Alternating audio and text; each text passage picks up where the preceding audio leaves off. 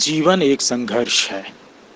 ये युक्ति आज एक ऐसे महिला के ऊपर चरितार्थ हो रहा है जिसकी ये ग्राउंड रिपोर्टिंग देखकर शायद आपके आंख में भी आंसू छलक आएंगे। ये है पटना के भूतनाथ रोड में किराए के मकान में रहने वाली महिला ऑटो ड्राइवर कंचन देवी। कंचन एक विधवा महिला है जिसके कंधे पर 3 बेटियों की जिम्मेदारी है और आज 7 साल से ऑटो चलाकर जीवन यापन कर रही है। कोरोना महामारी के कारण राष्ट्रव्यापी लॉकडाउन ने तो इन बेचारी की कमर ही तोड़ डाली है।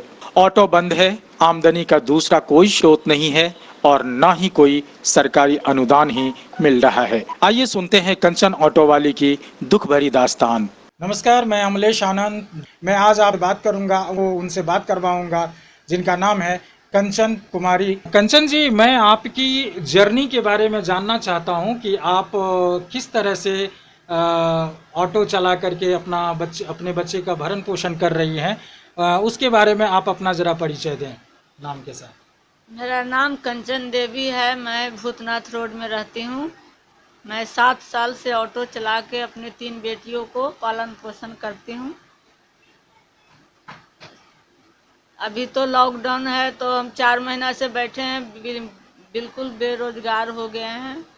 कोई मदद करने वाला नहीं है।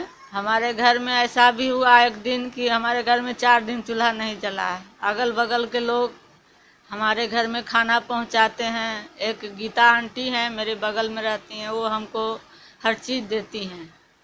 मतलब जो भी हमको चाहिए खाने पीने के चीज़ वही पहुंचाती हैं। उन्हीं के इससे हम अभी जिंदा है। सरकार की तरफ से कोई मदद नहीं है। हमारे हस्बैंड भी नहीं है। एक वही जरिया था ऑटो चलाना, वो भी बंद होल है। अभी तो बहुत दिक्कत है हम लोग। हमारे हस्बैंड डेट कर गए थे तो उस समय हमको कुछ सोच नहीं रहा था कि हम क्या करें। 3 लड़की है, हमको इसको पढ़ाना है, खिलाना है।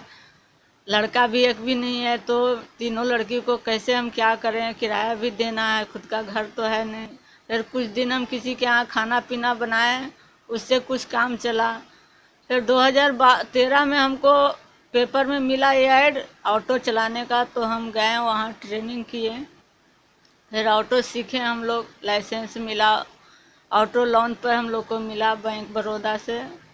बैंक का किस्ती हम लोग भर दिए कमा के, उसी से हमारा घर चल रहा था। अभी तो 4 महीना से हम लोग बेरोजगार हो गए। मेरा गाड़ी बंद पड़ा हुआ है। आप सरकार से क्या कहना चाहेंगे? आपका क्या मांग होगी सरकार से कि आपकी खुशहाल जिंदगी अच्छे से चले? सरकार को देखना चाहिए। लॉकडाउन तो कर देते हैं, बाकी कोई व्यवस्था नहीं करते हैं कि गरीब लोग कैसे जिएगा। नौकरी वाला लोग को तो वेतन मिल रहा है, हम लोग को क्या मिल रहा है? ना मुखिया सरपंच जो भी है यहाँ, उससे भी कुछ नहीं मिलता है। मुखिया के पास गए कि हम लोग को राशन कार्ड तो नहीं है तो बनवा दीजिए, कुछ राशन का व्यवस्था कीजिए। तो मुखिया बोला कि हम यहाँ कोई राशन का व्यवस्था नहीं है, 2-4 कट्ठा खेत भी तो नहीं है कि हम आप लोग को बेच के दे दें। मेरा विधवा पेंशन भी नहीं बना है, कुछ भी नहीं। जनधन वाला खाता नहीं है तो मेरा जो भी खाता उसमें भी पैसा मोदी जी के द्वारा नहीं आया। कुछ मदद नहीं आया, कोई पूछने नहीं आया कि आप लोग कैसे हैं, नहीं है। अब आइए सुनाते हैं इनकी मासूम बच्ची की जुबानी, इनकी अनसुनी कहानी। मेरा नाम अर्चना सिंह है। मैं अभी इंटर में हूँ और जो भी मम्मी के साथ प्रॉब्लम होता है तो हम लोग नहीं चाहते कि हम लोग के लाइफ में भी जो हम बचपन से देखे हैं कि मम्मी कैसे कैसे की हैं क्या, तो नहीं चाहते कि आगे भी जाके हम लोग के लाइफ में भी वो सब सिचुएशन आए जैसे जैसे मम्मी की हैं। मम्मी से ज़्यादा कोई हम लोग के लिए नहीं कर सकता है, कोई भी नहीं लाइफ में। बस मेरा एक ही सपना है कि हम पढ़े लिखें और मम्मी जो भी चाहती हैं कि हम लोग अपने पैरों पे डिपेंडेंट हो, कभी किसी के सामने झुकना ना पड़े। कंचन बार बार सरकार और जनप्रतिनिधियों से मदद की गुहार लगाती रही। इन बेचारी दुखिया की आज तक किसी ने नहीं सुनी। सभी आश्वासन देते रहे लेकिन 7 साल से दुखों का पहाड़ यह झेलती रही। हमने इनकी मदद के लिए कुम्हरार विधानसभा क्षेत्र के बीजेपी विधायक अरुण कुमार सिन्हा से कंचन देवी को राशन कार्ड और विधवा पेंशन नहीं मिलने का जब बात किया तो उन्होंने क्या कुछ कहा, आप भी सुनिए। देखिए, पहले तो उनका क्या नाम हो गया, कंचन देवी नाम है उनका, कंचन देवी नाम है, और वो ऑटो चलाती हैं, ऐसा आप कह रहे हैं। तो ये उनकी हिम्मत का बहुत दाद है, महिला हो के उन्होंने